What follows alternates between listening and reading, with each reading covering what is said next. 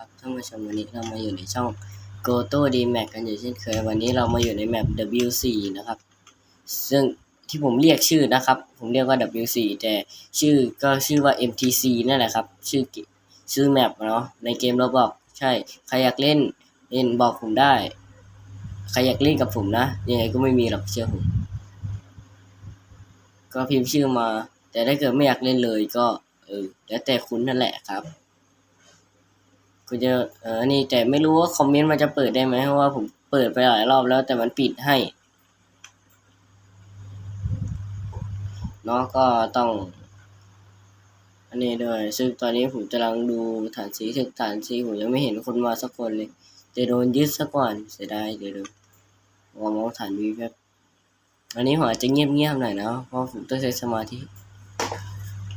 อาจจะได้แค่ได้เสียงแป้นพิมพ์กับเมาส์ผม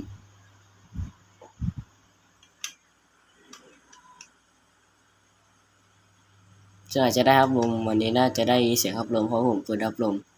ใช่คลิปนี้ก็8 ชั่วโมงเหมือนเดิมไม่มีผิดโอ้นึกตกใจหมดว่ารถใครรถฝั่งตัวเอง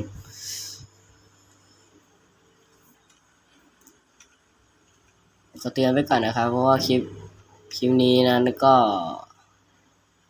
ผมอาจจะไอนะต้องขออภัยนะเพราะว่าผมหายหวัดแล้วก็ถึงอาจจะไอเยอะขึ้นนิดนึงก็ วันนี้แหละไม่ได้ยิงสักทีจอส้มอยู่นี่โอ้หมดเลยหาไม่เจอกองบี้อีกอะแต่ละคลิปเนาะแต่ละมื้อแต่ละเดย์คอยแต่ละคลิปไม่ดีเลยสักคลิป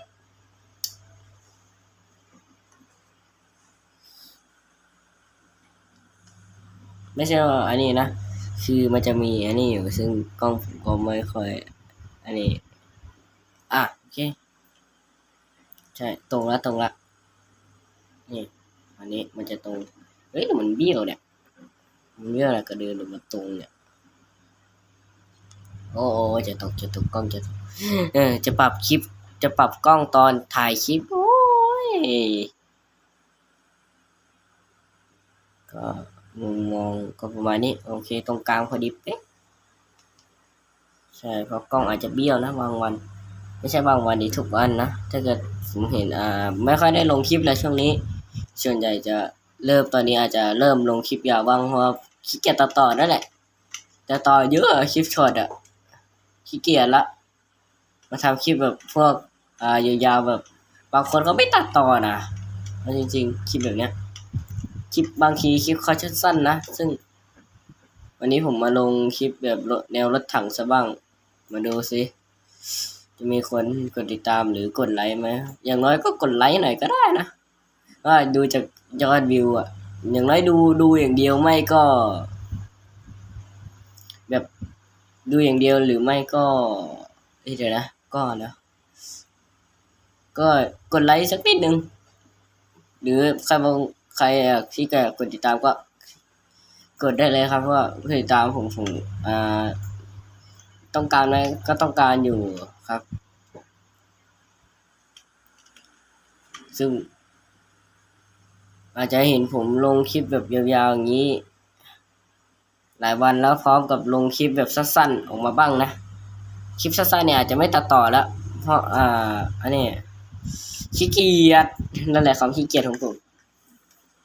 คืออย่างที่ผมเห็น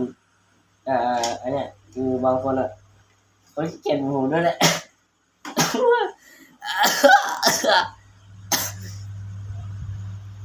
แล้วซึ่ง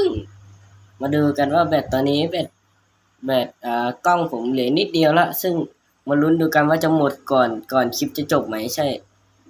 เพราะว่าแบตเนี่ยเหลือ15%ใช่แบตนี้ซึ่งกล้องเนี้ยคือใช้เป็นโทรศัพท์นั่นแหละคือกล้องไม่ได้คุณภาพนิดนึงเพราะว่ามันกล้องที่ใช้มาตั้งนานละใช้ถ่ายรูปนู่นตั้งนานละใช่จริงจะลงคลิปเกี่ยวกับWar Thunderนั่นแหละแต่War Thunderโหลดไม่ได้ไม่รู้เป็นไรก็เลย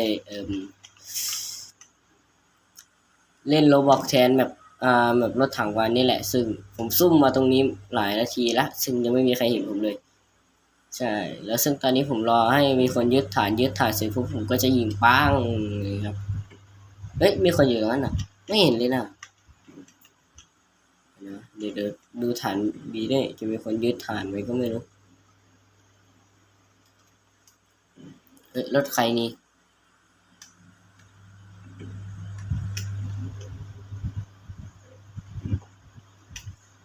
ไปละรถฝั่ง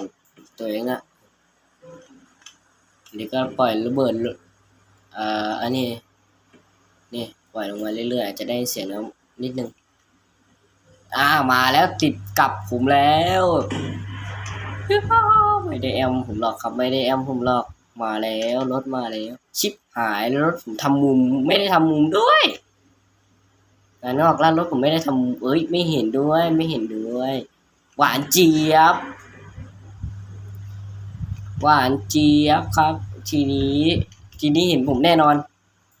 ยิงไม่โดนแบตเลย3%งานนอกละทีนี้ผมต้องรีบยิงก่อนจัดการยิงก่อนแล้วคลิปอาจจะตัดจบไปเลยนะเพราะแบตเหลือ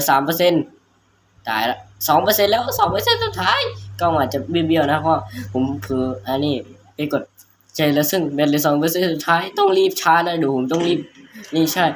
ซึ่งตอนนี้ผมไม่สนลูกใครละจะยิงก็ยิงเลยทีนี้แบตเหลือไม่รู้กี่เปอร์เซ็นต์เดี๋ยวถ้าเกิดดับไปเดี๋ยวก็คลิปก็จบพอดีนั่นแหละครับถ่ายไม่กี่นาทีเดี๋ยวตัดต่อเพิ่มไม่เป็นไรแค่ตัดคลิปเอาเข้ามาก็พออีกนิดนึงมาลุ้นดูกันแบตจะอึดไหมแบตอึดไม่อึด